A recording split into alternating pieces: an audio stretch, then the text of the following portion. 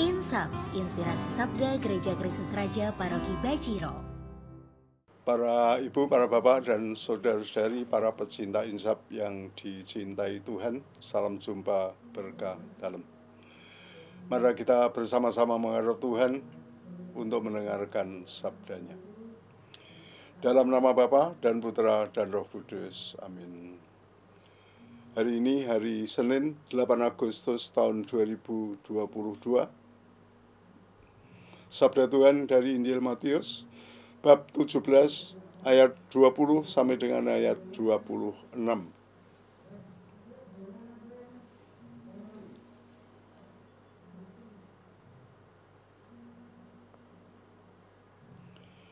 Pada waktu Yesus dan murid-muridnya bersama-sama di Galilea, Ia berkata kepada mereka, "Anak manusia akan diserahkan ke dalam tangan manusia, dan mereka akan membunuh Dia, dan pada hari ketiga Ia akan dibangkitkan."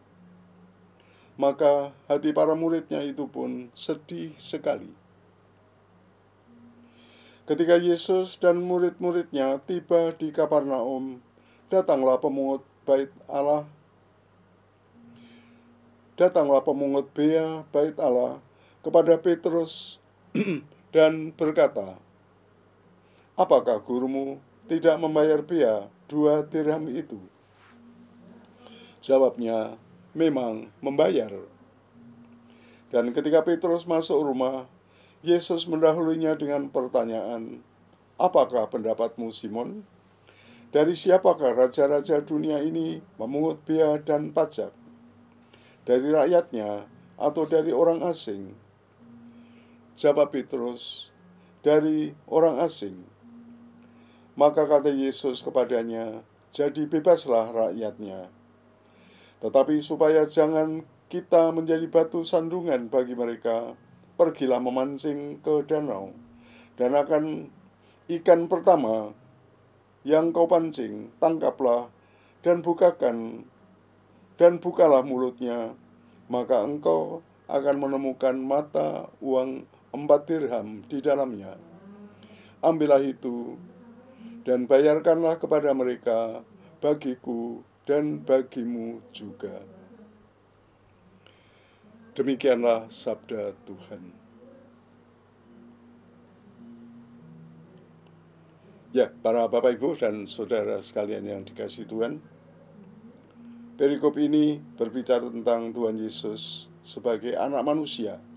Dikatakan tadi, anak manusia akan diserahkan ke dalam tangan manusia, dan mereka akan membunuh Dia, dan pada hari ketiga Ia akan dibangkitkan. Ya, Yesus adalah anak manusia yang akan mengalami kesengsaraan. Ya, kita ingin fokus pada kata anak manusia atau gelar anak manusia. Yesus disebut sebagai anak manusia. Ya, di dalam kitab Perjanjian Baru ada 88 kali sebutan anak manusia itu muncul. Gambaran anak manusia di sini adalah gelar mesianis, gelar mesianis. Yesus adalah pribadi penyelamat yang mendapatkan kekuasaan dan kemuliaan dari Bapa.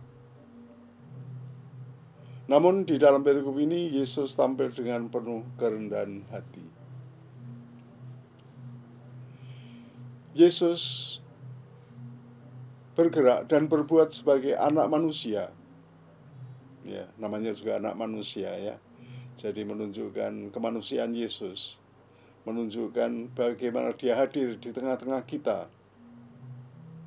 Maka Yesus juga bergerak dan berbuat sebagai anak manusia, melakukan hal-hal yang diperbuat oleh banyak orang. Seperti yang disebutkan di dalam perikop tadi adalah bagaimana Ia juga membayar pajak bait Allah. Ia juga tidak mau menjadi sandungan bagi orang lain, ya. Tepos liro satu terhadap yang lain, saling menjaga. Ia tidak mau menjadi sandungan bagi yang lain. Dan sebagai anak manusia, Tuhan Yesus hadir di tengah-tengah kehidupan biasa. Artinya penjelmaan Yesus itu utuh, ya. Penjelmaan Yesus itu utuh. Menjadi manusia, artinya juga menjadi manusia yang nyata di tengah-tengah keluarga dan masyarakat. Sebagai anggota umat, Yesus juga menjalani banyak hal, ya, secara utuh. Karena umat itu juga tidak semua baik. Ada umat yang dia dalam tanda petik digolongkan orang pendosa. Yesus juga erat bergaul dengan orang berdosa. Yesus bergaul erat dengan para pemungut cukai. Yesus juga bergaul dengan orang pribadi seperti Maria Magdalena. Yesus dekat dengan ibu-ibu, dengan anak-anak yang kemudian nanti diberkatinya. Yesus juga mengajar, dan dia mengajar dengan sederhana, mengajar dengan semangat dialog ketika bertemu dengan wanita Samaria. Ya, itulah hal-hal yang biasa yang terjadi, yang dilaksanakan oleh Yesus sebagai anak manusia. Sekali lagi di sini Yesus menampakkan kesederhanaan dan kepenuhan penjelmaannya di tengah-tengah kehidupan. Ia tetap putra Bapa yang diutus menyembuhkan orang yang remuk redam. Ya, Yesus adalah anak manusia, tetapi sekaligus adalah putra Allah, putra Bapa. Dan ini juga dinampakkan dengan kuasanya, kuasa menyembuhkan yang sakit, kuasa untuk memulihkan yang najis, kuasa untuk mengampuni dosa, kuasa untuk membebaskan orang dari kuasa setan, dan seterusnya.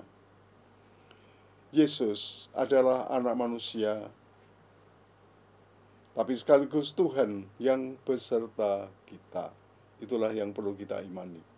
Yesus adalah anak manusia, tetapi sekaligus juga Tuhan yang beserta kita. Dia adalah Tuhan yang beserta kita.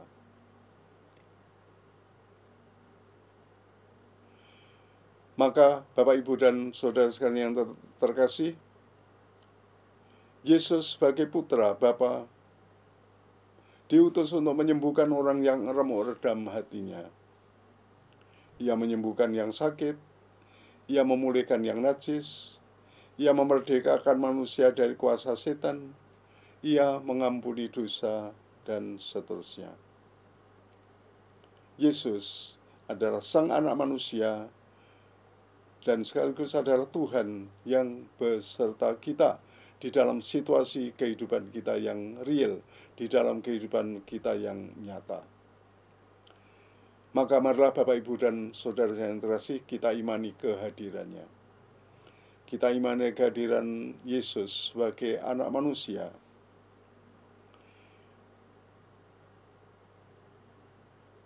Marilah kita juga mohon supaya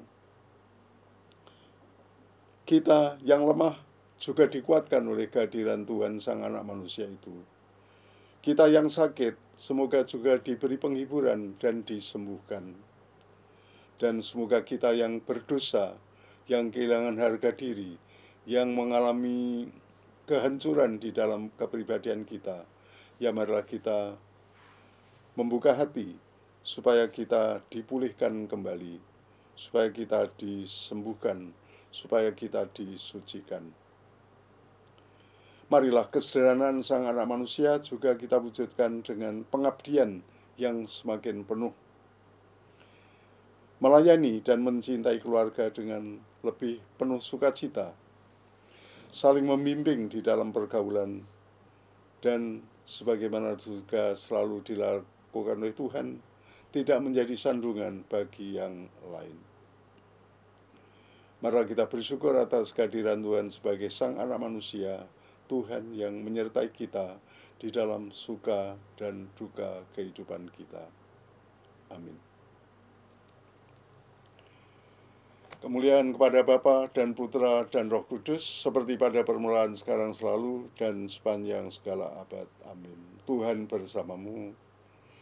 Diberkatilah saudara-saudari sekalian, seluruh keluarga Anda, karya-karya Anda, oleh Allah yang Maha Kuasa, Bapa dan Putra dan Roh Kudus. Amin. Terima kasih, selamat berkarya, Tuhan memberkati.